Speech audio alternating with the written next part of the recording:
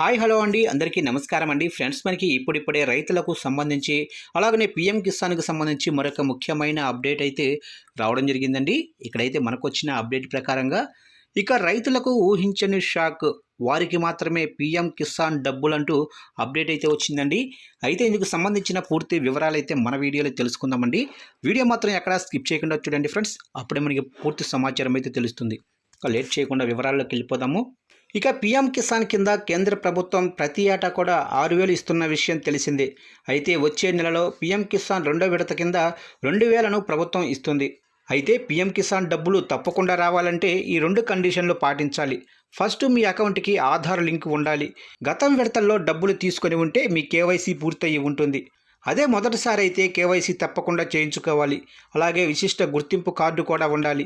ఇది కనుక లేకపోతే అసలు పీఎం కిసాన్ డబ్బులు మీ అకౌంట్లోకి చేరవు.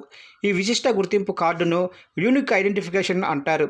కార్డు ఉన్న రైతులకు మాత్రమే డబ్బులు వస్తాయి. ఇక వచ్చే నెలలో పీఎం కిసాన్ డబ్బులు రానున్నాయి. ఇక ఈ క్రమంలో రైతులు పీఎం కిసాన్ ఈకేవైసీ విశిష్ట గుర్తింపు కార్డును పొంది ఉండాలి.